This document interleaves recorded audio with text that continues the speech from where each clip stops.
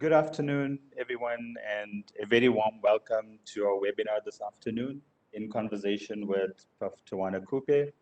I'm sure that just like me, you're really looking forward to an insightful session this afternoon as to how universities can be reimagined for new sustainable futures in line with our purpose, which is to build trust in society and solve important problems.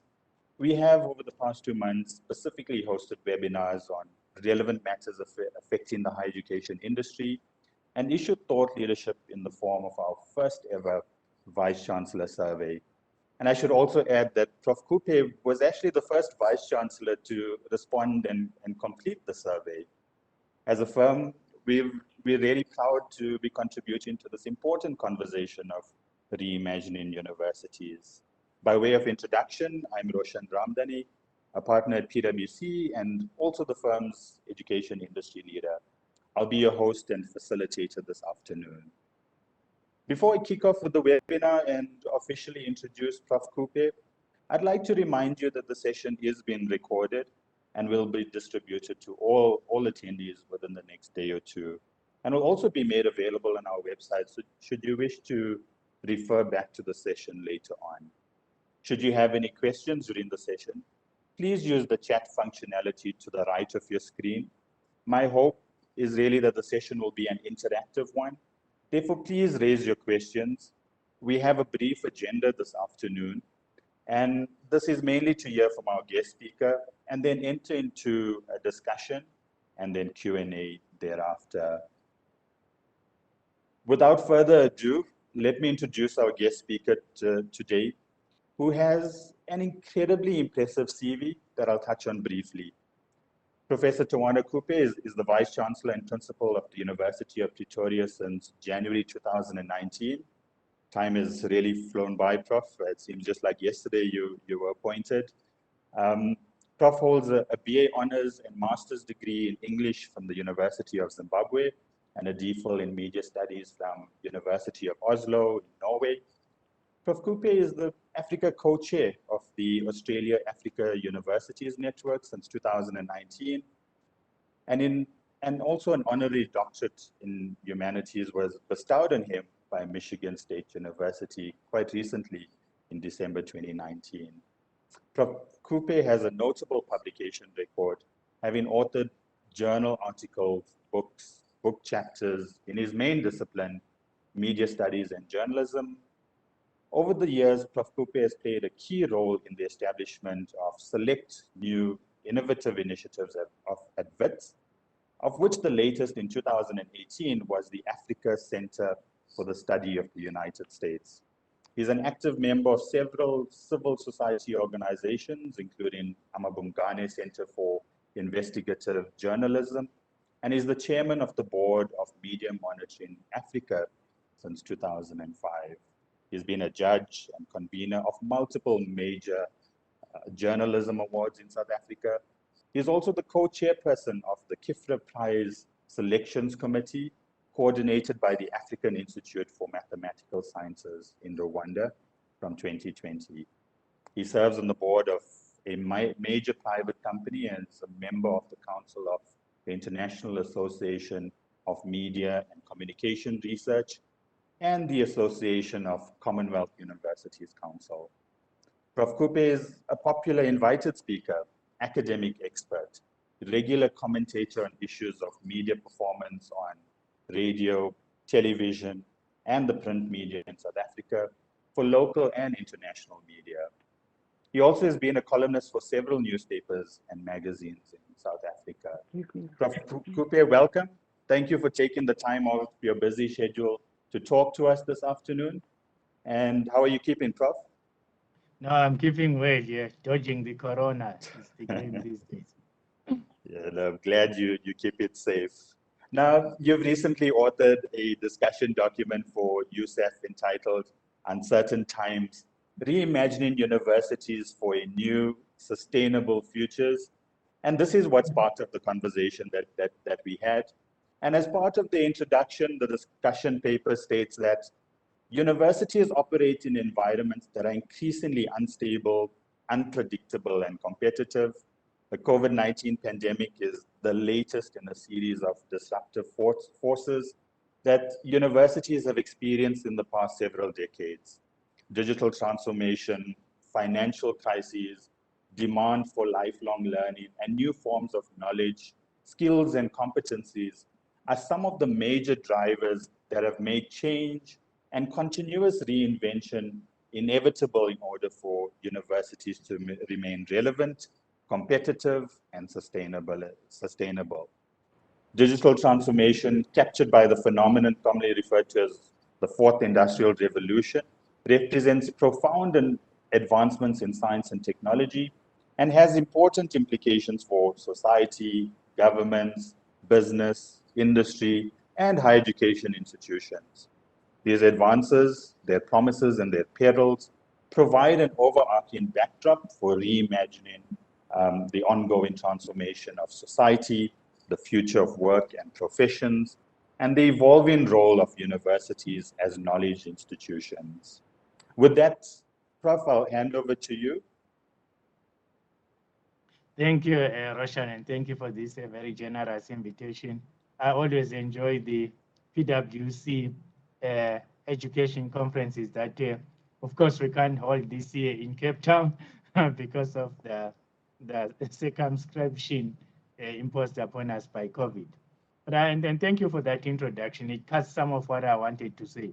But let me give a little bit of context, colleagues, because I think the three key words for me, one, Roshan is generously, it's in the title, is the reimagination of higher education in an age, what I call an age of continuous multiple disruptions that affect not only higher education, but every sector and every society. The health disruption caused by COVID-19 is a global and a local one. But this paper, which I co-authored with Dr. Gerald Ouma, our Director of Institutional Planning, came out of a USAF committee or working group I chair, the Finance Strategy Group. So I said to my colleagues at the time, instead of looking at the things we normally look at, some of which we share with PwC, where they are our auditors, or at the education conference, you know, the usual stuff about, government grants and subsidies, tuition fees, all of those things are important to financial sustainability. That COVID actually was asking us to reflect and rethink what disruptions have been affecting higher education. And I think, Roshan, you have mentioned some of them. And let me roughly just go through the list. Political and economic crises. South Africa, by the way, people forget, its economy was already in junk status before COVID. In fact, the last rating we got just after the lockdown just cemented our status. Various reports by the Reserve Bank, Treasury, the rating agencies have shown that how much our GDP has fallen, how much economic growth has fallen, how much our debt has risen, and so on and so forth. That is an impact on higher education because we are public higher education institutions. A particular funding stream, and a major one, comes from government. That is subsidies and other grants. Higher education, of course, has been affected for a long time by technological change and rapid technological change, often called fourth industrial revolution and digitization. I think the response by higher education has been tentative, or people have said, yeah, we're going to embrace this, but not now. What COVID simply did was to give us a kick on the backside to say, you're going to do it now and not on your own terms. And so this requires us to rethink and reimagine. There are also other disruptions. Ecological and environmental crises have an impact on any sector or any industry in the world. So I then suggested to my colleagues, let's have a full discussion around our sustainability and not just financial sustainability. And I'm not narrowing financial sustainability only, though that is absolutely important. Can't do anything without the resources. Well, it's the sustainability of how we offer our programs, how we teach, how we do research, the sustainability also of how society thinks about that.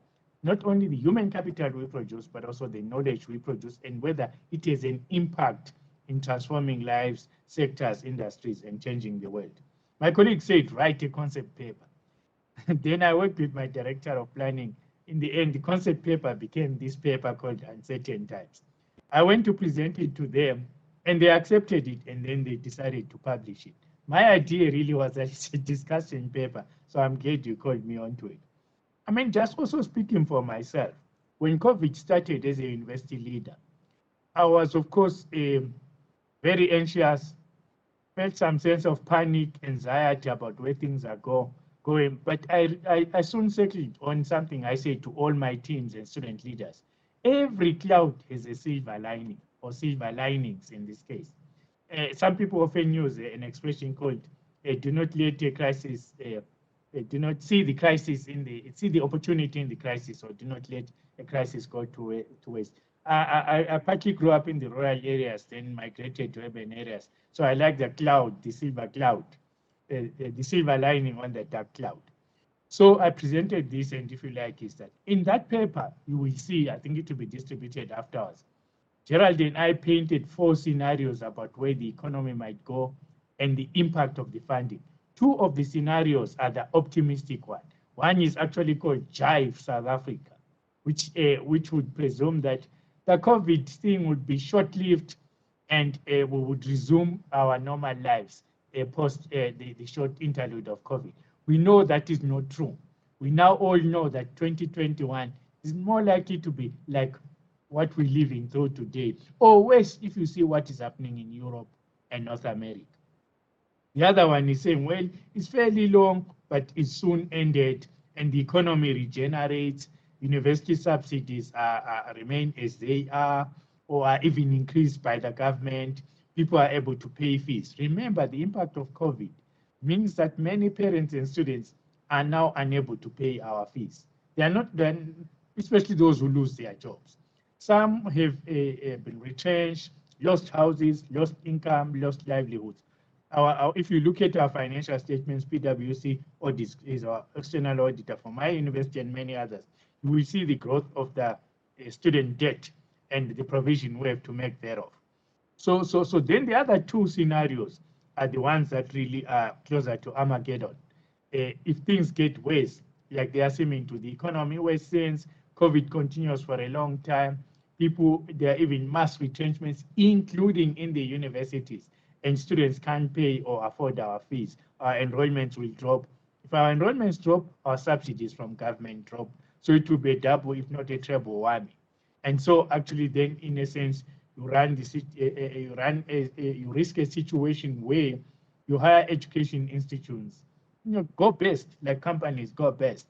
And if they do go best, that means you lose the human capital, the knowledge, including the health sciences knowledge that has been relevant to addressing the current pandemic.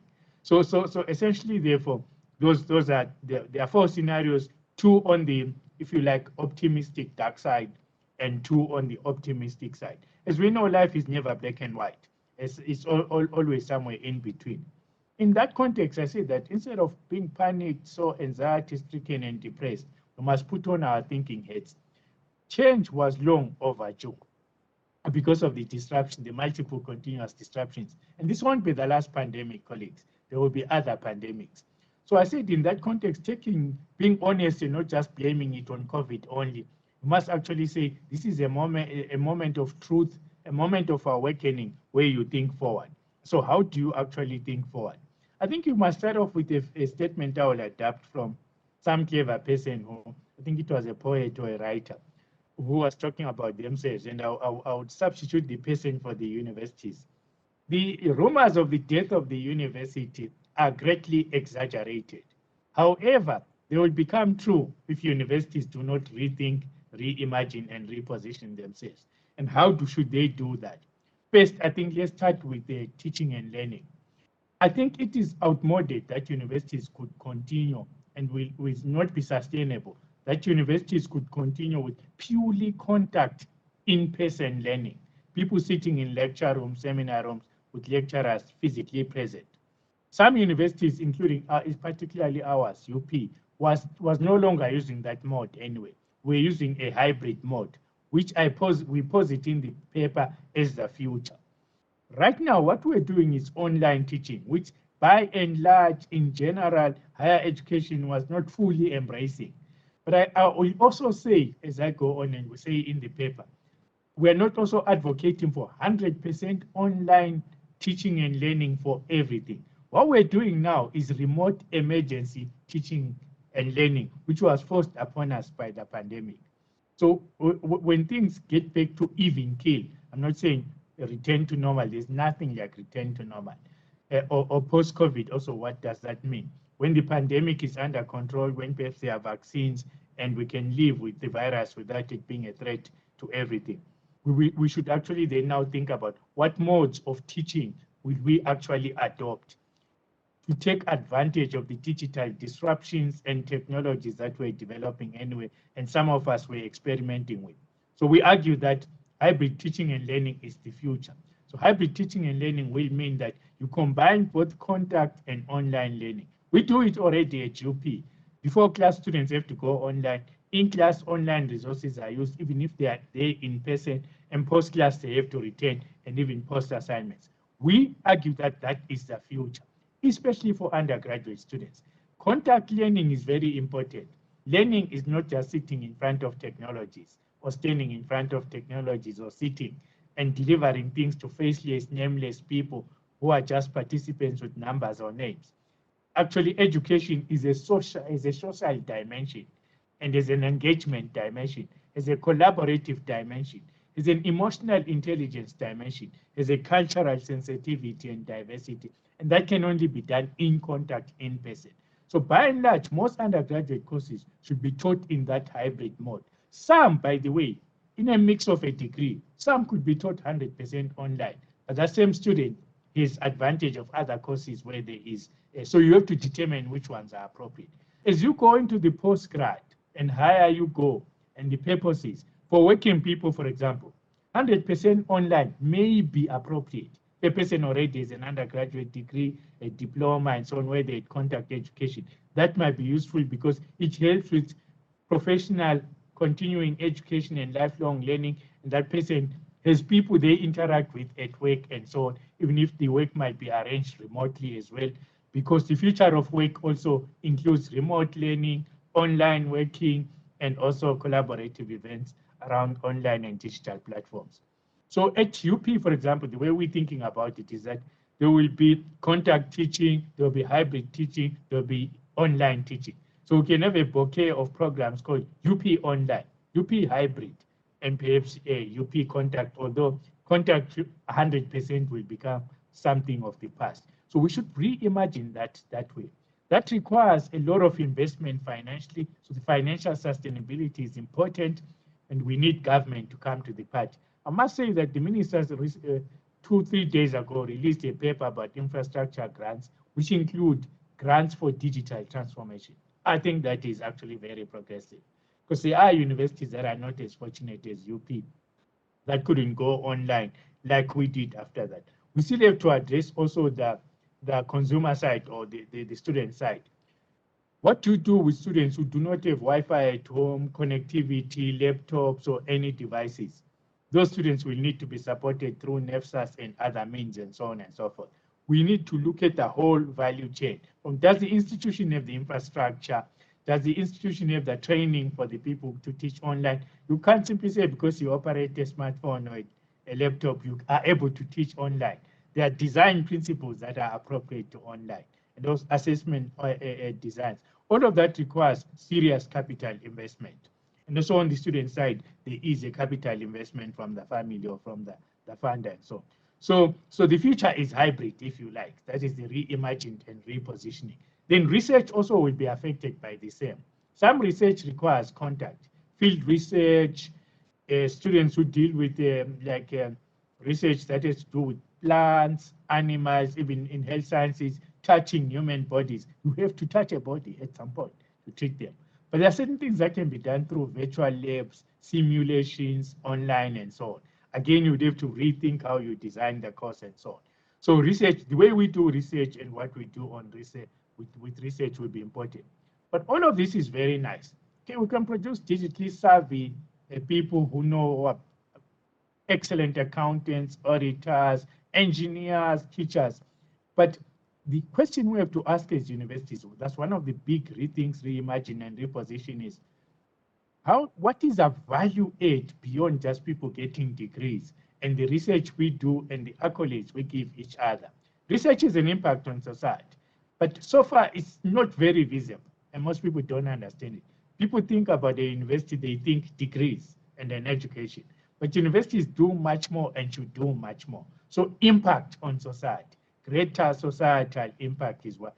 In other words, we want universities actually to bring knowledge to bear on the challenges that face societies. Of everything from youth unemployment to changing the way we do agriculture because of climate change, the way in which we treat people, to the way in which we deal with pandemics, more vaccine research, more preventative care, more public education. So the new university, if you like, not the university of the past, will be much closer to society and not behind the fences and an ivory tower and people thinking professors are nutty people who say nice things and are well educated and will give you a degree. Professors will be people that actually are in your sector, holding your hand, working with you, actually sorting out things. So we're going to do what we call transdisciplinary research. So we might come to PwC and the accounting world and say, how do you think you want to reposition accounting and auditing? And what are the questions? What are the challenges? Can we jointly do research on this and come up with practical solutions that a firm can actually adopt going forward? Because we're actually a change agent. If you like, we want universities to become part of the change we all want for the new society we want post-COVID. So we actually, if you like, that is part of the reimagination. So I wrote down here, its impact, show impact, deliver impact as a university, or you must die. Then also you must dare to be agile. I think that the new university must be very agile. We must jettison the old bureaucratic systems that are paper-based, very slow and disconnected. We must actually now, in a sense, because of the digital technologies, actually adopt as many digital technologies, processes, and use online processes, even in managing our facilities, our spaces, our residencies. Our general admin must become much more automated and much more, if you like, digitized and easy to use for university community and for the general public. So again, so our learning will be also be digitally driven or transformed. So will be our purposes. The bureaucracy simply and the admin must actually go, and the opaqueness and the paper-based must go. Then also we must address questions of mental health and well-being of our staff and students. All of these changes are hugely stressful to university staff and students, as they are to the people who are families of university staff and students. They come from society. And also change, lots of change coming at the same time. In the fashion it came in 2020 has never been the one that is friendly to human health. So if you like, Roshan, I could leave it there because I really want us to have an interactive. Quite sure I've left some stuff out. And if I might just include one here is universities must also improve their partnerships, not just with society and industry and communities, but also collaboration and cooperation and partnership between ourselves. So we should be able to deliver courses jointly now because of the online platforms we have. Right now, we engage in some very narrow competition, which is really not necessary. A country like South Africa, a continent like Africa, needs everybody to join hands, come to the party to deliver the best human capital, deliver the best knowledge that deals with society's challenges, and offer real value and enrich and transform lives, transform sectors, community, countries, and also the entire continent, and make a contribution to the world. So I'll stop there. Thanks, Prof. Kupe. I mean, that was really insightful, and you added a lot of color to some of the issues and made it very relevant for us to understand in more detail. Maybe just a reminder to everybody at the outset, we said we do want to make this a really interactive session. You do have the opportunity to ask Prof. Kupe any questions that you have on your mind that you want to pose to him. Please do so via the chat function, so we can make this as engaging as possible. Prof. Kupe, you spoke about technology a lot, in terms of some of the ways that we need to think, reimagine, and reposition. And I guess, yes, while technology has carried institutions through a very difficult period recently, the opportunities to leverage technology and to do more technology. Where do you think the opportunities, maybe the top 2 or 3 opportunities, lie to leverage technology better in the sector? I think one of them, the most obvious one, is to improve access. As long as universities were contact-based, residential, or aspiring to be largely residential, we know we had a challenge with residencies and accommodation. Couldn't accommodate all of the students who needed. So lots of money has been put into bricks and mortar residencies. With the technology now and online and hybrid, you can more and more people can access higher education. You don't have the limitations of the physical buildings, if you like. Now, so you can now have interesting models of rotations of people. And I speak a lot with other vice-chancellors across the world and universities. I've been in long discussions with them. Arizona State University in the US. In fact, tomorrow I'm participating in a webinar with them around business education, where they now run courses where a student can take a whole degree, 30 undergrad, 30 postgrad, online. But a student can come for a semester and be in res and leave res. That means another student can now come and also use that same room in res for their portion of the contact teaching. So flexibility, if you like, and access, if you like. And remember, the challenge we face in South Africa and Africa is educating a critical mass of people with the latest education and technical skills for any sector. Right now, we're restricted by the very fact that we are bricks and mortar large. So from people starting grade 1 and those who've been past matric, only a tiny minority end up getting admission into our 26 universities. And what has been the response so far? Government is building more universities. So right now, they're going to build 2 more universities as bricks and mortar. Bricks and mortar, and that takes up capital as well, because you have to build the infrastructure and it takes time. So also dissemination of information, I think, is a huge opportunity.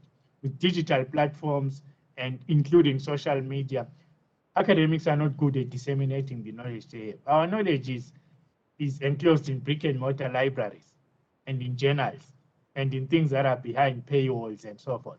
So one of the things we want to develop is what we call research communications, where we develop knowledge and we simplify it and disseminate it through digital platforms. So it's available to professionals, the generality of the public and others. So it's again yet another opportunity. So in the long term, I think the opportunity is cost savings, away from heavy cost infrastructure, heavy cost bureaucratic processes, and ability, as I said, to actually disseminate information much more widely.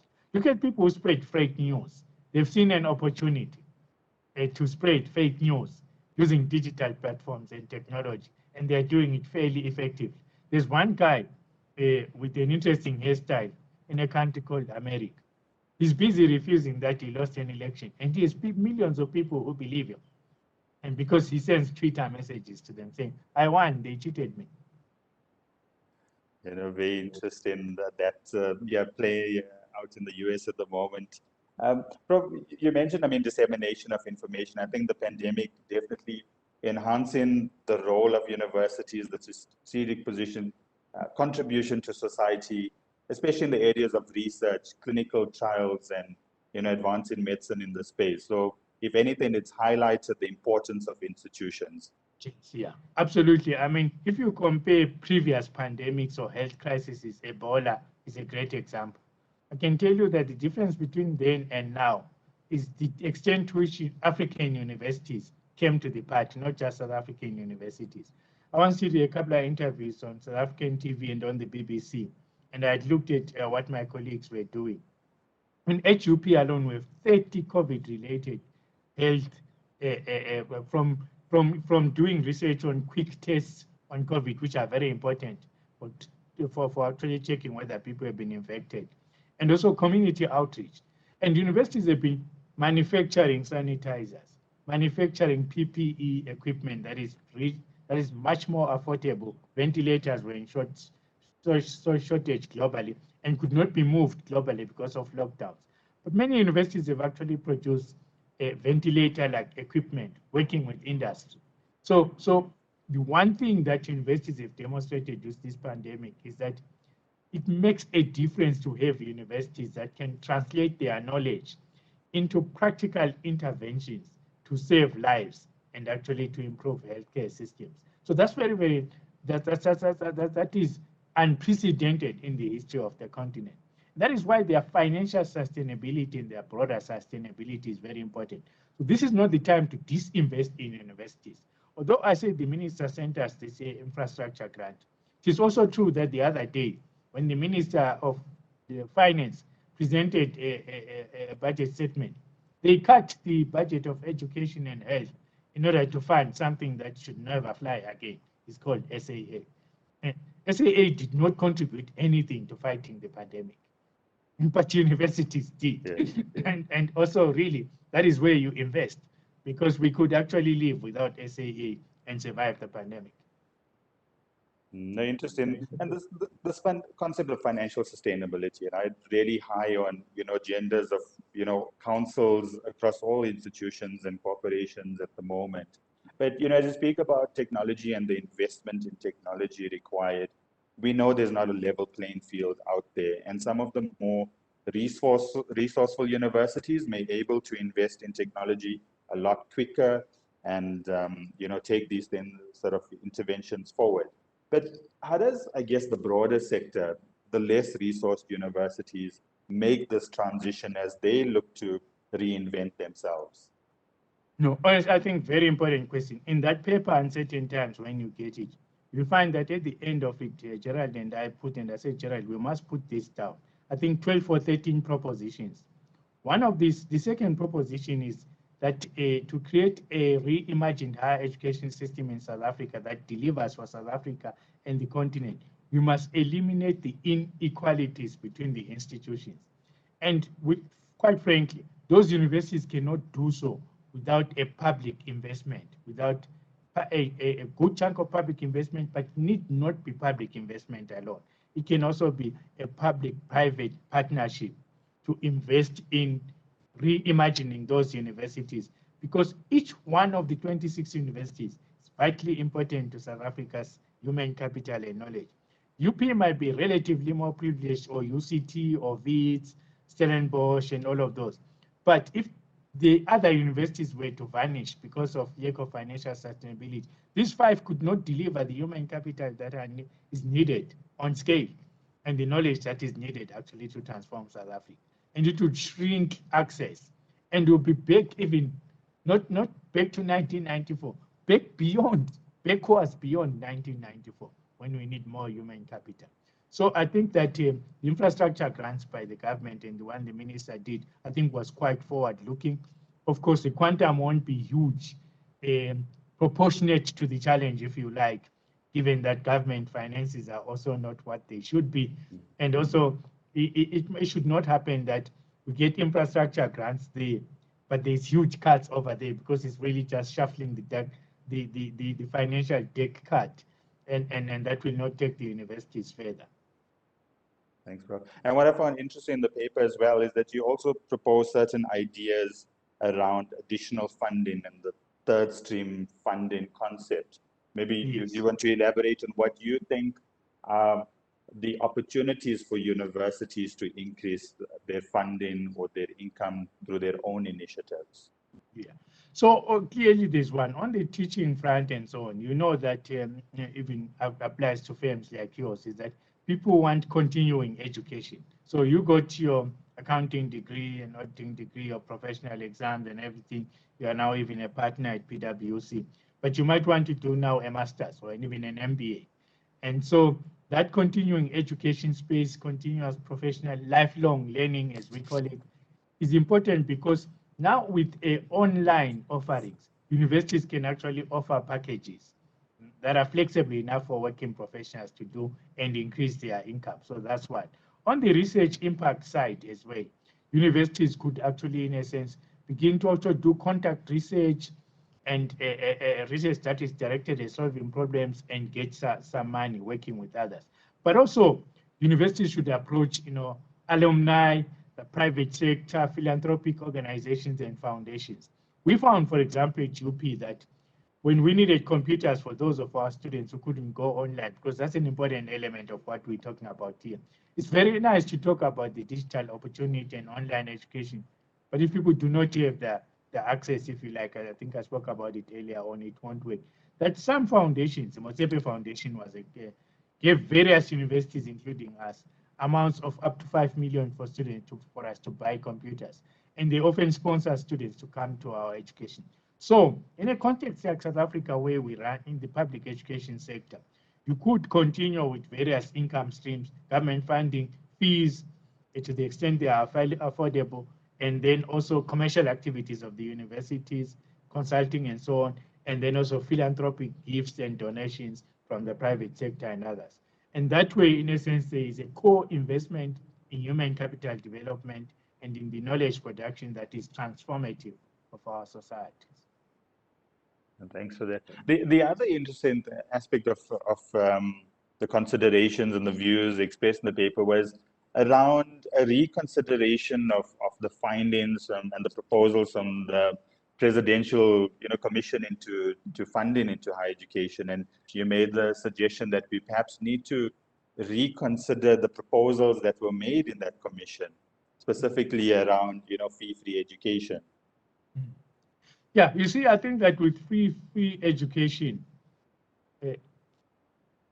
it might be free to the individual who gets it, but someone has to pay someone, right? So you can do that by perhaps increased fees, increased taxes if your economy is growing. But if the economy is not growing, and people who pay taxes, and there are a limited number in South Africa, including corporations, some of who are failing because of COVID, there is a limit to which you can go through that. That does not mean you insist that people who cannot pay should pay.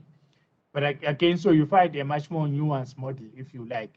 As you notice what the minister said, they're going to review the current fee-free education for a certain category of students, the ones we call NEFSA students, because I think it might become unaffordable. I think there are other ways of doing this, is perhaps to have a partnership and co-payment system, to say to parents and others, okay, pay to the extent that you can pay. To the extent that you cannot pay, or for the balance of what you cannot pay, then there will be a co-funding from the government, or if a university is able to fundraise, which is what we're going to try at UP, then they will also make a contribution. Or put simply, the fees is 50,000 rand. You can pay 40,000. Pay your 40, the university will pay 10,000 for you, or the government will pay 10,000 for you. I'm suggesting this simply for the simple reason that we are not a wealthy country that can afford free education for everyone, including those who can pay. Let me also add there that those who really can pay should pay. You don't want to subsidize a guy who does not need to be subsidized. So they take the money and go to a holiday in Mauritius, where they could have done 1 week in Mauritius. They now do 2 to 3 weeks in Mauritius because someone is going to pay their fees.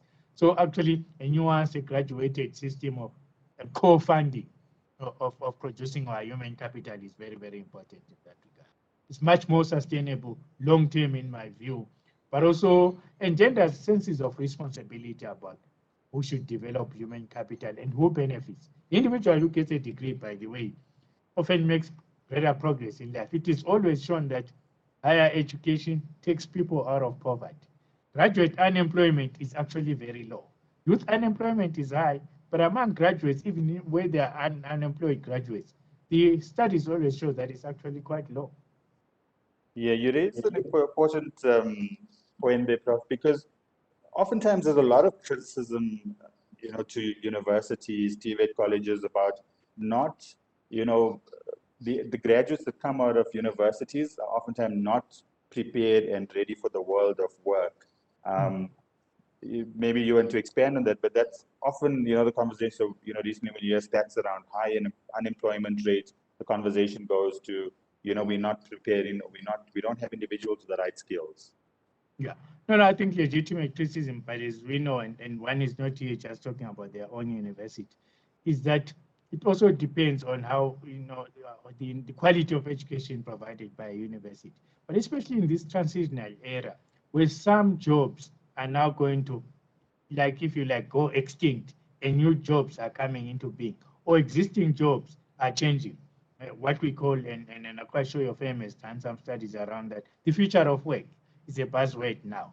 The future of work, or the changing nature of work, and the new skills that are needed and relevance of skills in particular context. That's a legitimate a question and criticism, but it cannot be blanket applied to universities. So what should universities do to remain relevant? The partnerships with the sectors in which they produce human capital is very important. So let me give you just an example. In the engineering fields, for example, it's wise to have an advisory board of industry experts who also are part of the input into the curriculum. And also it's important for students to go to internships in the actual industries. A university, let me be clear, cannot teach you to be 100% job ready on day one. I mean, there's a little matter of how that even there are different ways in which firms do the same thing. PwC doesn't do the same, some things the same way as KPMG does, or Deloitte and EY. And I've worked with all of these firms in my various university managerial. It's the same thing, but they have their own culture, way of doing things. But a student must have the core skills, and the company also through internship or induction programs and training programs on the job, onboarding and so on does. But they mustn't lack the basic fundamental skills. But it's also not the job of PwC to teach you the fundamental core skills, just as it is not the job of the university to teach you the PwC way of doing things. But partnership can bridge actually that gap. But also, so part of this rethink, reimagining, reposition is also the university's understanding the changing nature of work and the changing nature of the world of work. So at UP, we run two programs so far. A third is coming. Ready for Work, which is an online course free to all students, and an entrepreneurship course ready that is free and to all registered students. Because we believe also we must move away from the notion that people are going, or everyone is going to be an employee. Some people must become employers as well, even if it's not immediate. So entrepreneurship. Next year, we're going to launch, we're working right now on a center for the study of the future of work. So what things are changing in the workplace, and then take that research into enriching and revamping and making our curriculum much more relevant. It's to address precisely that issue. And also, so that this is all of these things, you know, from partnerships with industry, internships, advisory boards, input by exposing students to the work environment, future and also ready for work programs with industry experts and mentors, and also entrepreneurship. We make a university graduates much more ready for work, much more relevant, and also add value to companies and to themselves. Thanks, Prof. And I think you've touched on a question that came through the chat, which was, you know, how will the university of the future support the economy with regard to solving the unemployment challenge? And I think you've touched on that and you've covered that. I'd like to maybe move to some of the questions that's come through the Q&A. The question was, how should education institutions and their partners, in brackets vendors, prepare for the future? And I think there's an add-on to that. What is the one burning issue that institutions are battling with and that the vendor community needs to keep in mind? No, it's well, one of the things is like the ability to avoid to pay the vendors. One, two. The other burning issue for me, which people don't think about, is almost the conversation we are having now. Is what space is education is? Where is it going, and what's appropriate for that?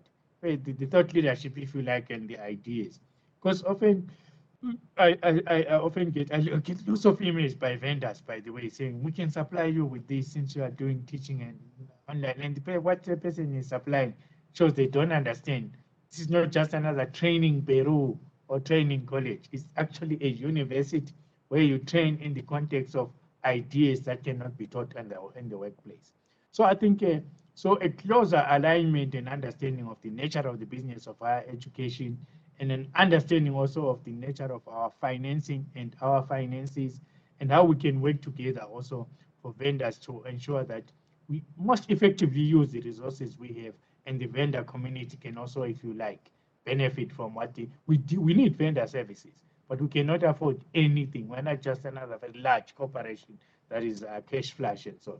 Our cash flows are very tight because of the nature of we're in the public space, not necessarily in the private space, if you like. Which is not to say all private companies are making it. They also have challenges. And Prof, I know, I mean, as UP, obviously, how you position yourself as a, African global university, focusing, yes, in South Africa, but also the continent and globally. But one of the challenges remains internet connectivity, and perhaps how institutions are dealing with that. That's specifically a question on the chat. Yeah. So, okay, yeah. So this context was real. That question was live for us. So for starters, people going to teach online, that means staff and students needed data. And that was a big challenge, apart from the content, the devices, the laptops. So at UP, we'd managed to put in 100 million into our IT infrastructure, which enabled us to create a portal where students could connect, go online for free, and staff to go online to teach, build their courses for free. And we only gave students data to use when the system is congested and there's high traffic and kicks out people doing examinations or tests. There we dished out some data, but not all our students wanted data. And those students who could stay on campus can use Wi-Fi, so they don't need data. So data is a costly matter as well as the infrastructure. So many universities in South Africa, for example, have only been able to restart teaching since the lockdown in March. 2-3 months ago. They will only finish their academic calendar in January and February next year. Whereas we're going to finish by 13 December. We're on the third day of our examinations as I speak right now, and most of them are online. But any student who wants data for online, we supply. So that has increased the cost burden. And also connectivity is not what it should, even for UP, with students who, because of the lockdown, had to go home. They lived in areas where there was no connectivity.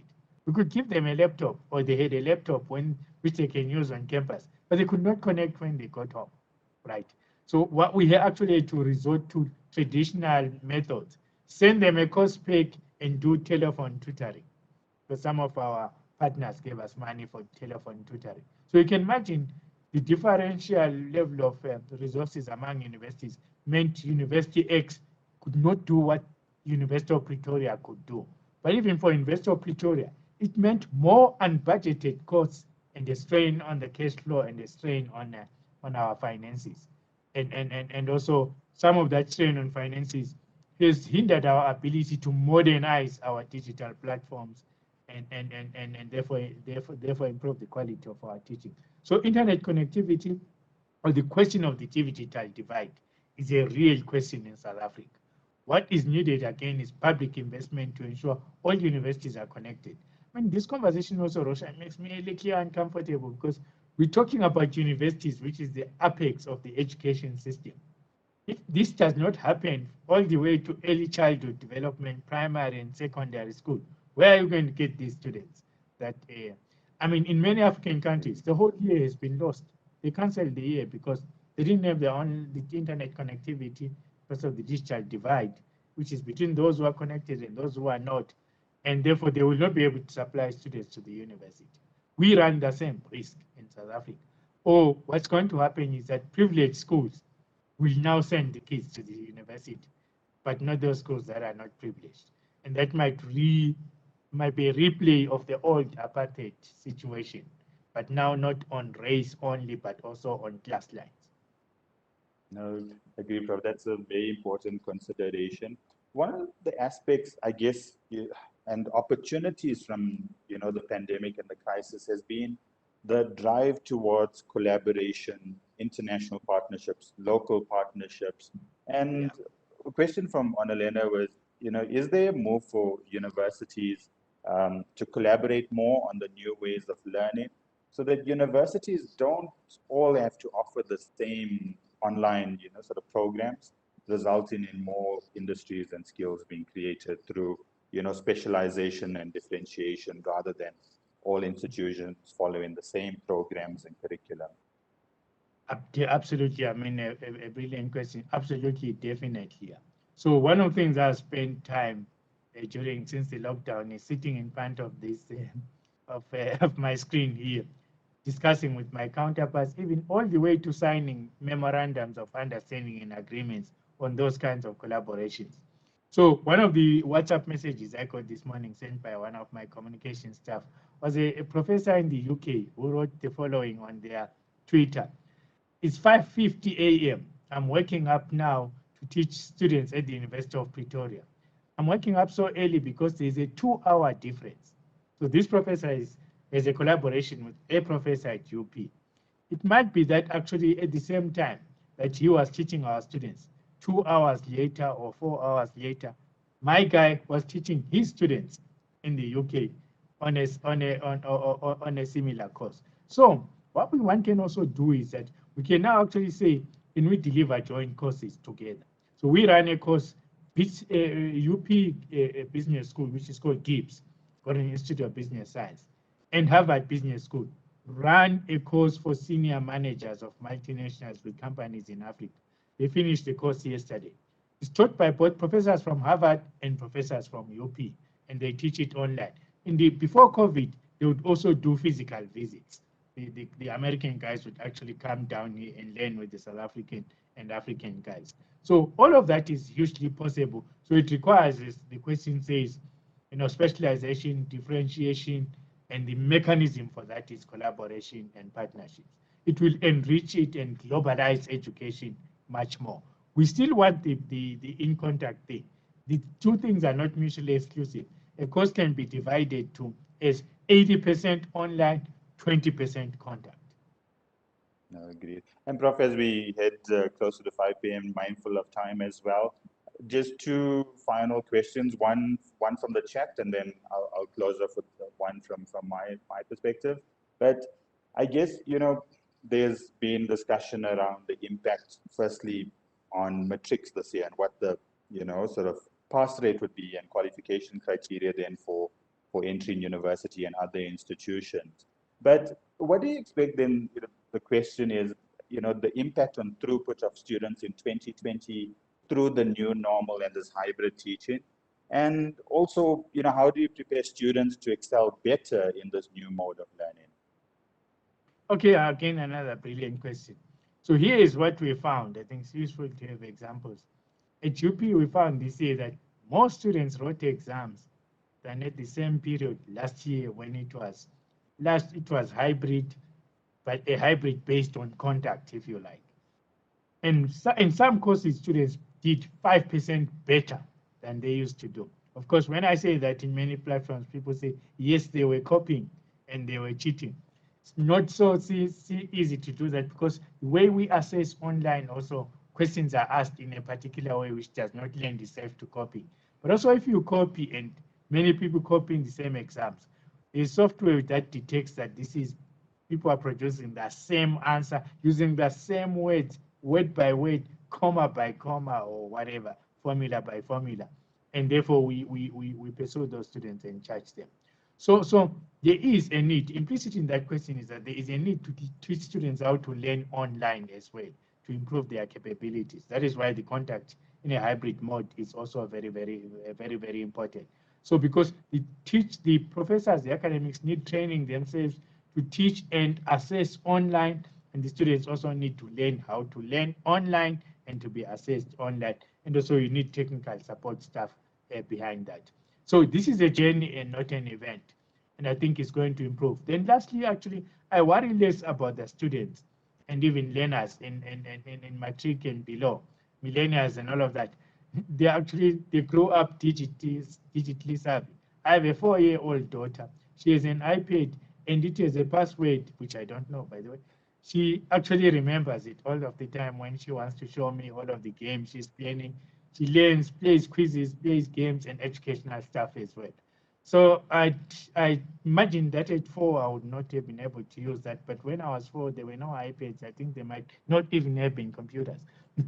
But you're talking about people who are digital natives. That means people born with technologies that seem like it's usual. It's like water and air, and it was always there. So I think that helps quite a lot. But for the purposes of getting an education and acquiring skills, it's much more than just being a native. You need to be taught how to actually learn and do things online. Yeah.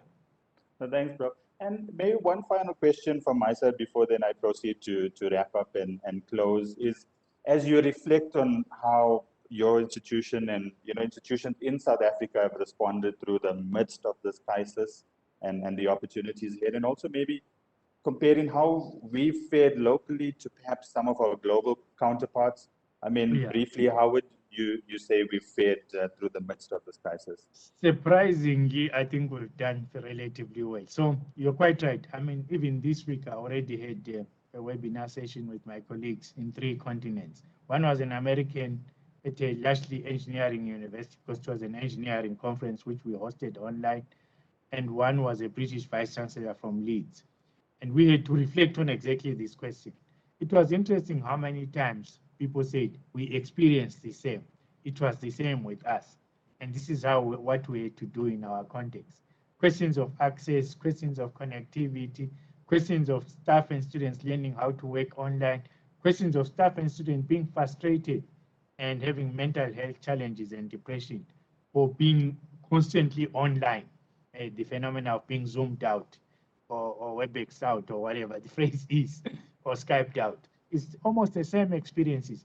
It might, just like in South Africa, one university being more resourced than the other might make a difference. But generically, I can tell you that we haven't fared that badly, except for those institutions where the infrastructure really did not exist or does not exist. Yeah. Excellent. Thanks, Prof. Kupe. Thanks for sharing openly your perspectives and also your views around the future and the opportunities. And I'm sure all the attendees who have joined this afternoon have found it really insightful. You know, the following stood out for me, you know, as I think, and I think will be instrumental as, you know, go forward and exactly what you put forward in, you know, in terms of ensuring our institutions are sustainable in the future. Definitely investigation of new income streams and ecosystems, you know, to support these. And the reimagined higher education system, you know, has to be responsive to the diverse and multiple needs of the economy and society. You know, if we to tackle the technological, environmental, and all the other social disruptions of the 21st century.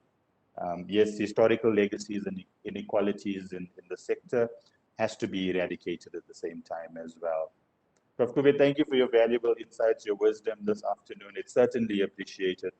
I wish you much strength and success for the future ahead. I certainly know that you are tireless and relentless in the pursuit of partnerships, you know, with local, global institutions and corporates. And I know you'll have much success in securing a sustainable future for UP. To our attendees, including clients and colleagues, thank you for attending this afternoon session. I trust that you found it really insightful. Please do look out for future events in the new year, and do remember to complete our event survey, which helps us to tailor and structure future events. To my PwC team, Yash, Chanel, Nazreen, Sophia, Chevalier, Imesh, and Tammy, thank you for all the support for this webinar. Finally, I look forward to a new year filled with opportunities and pathways for everyone. Take care, please keep safe, and it's bye for now. Thanks, everyone, and thanks, Prof. Kupe. Yeah, thank you for having me. Thank you for everybody who listened. Take care. The virus is still hanging around. It doesn't know levels, only knows how to infect. Thanks. Bye for now. Bye.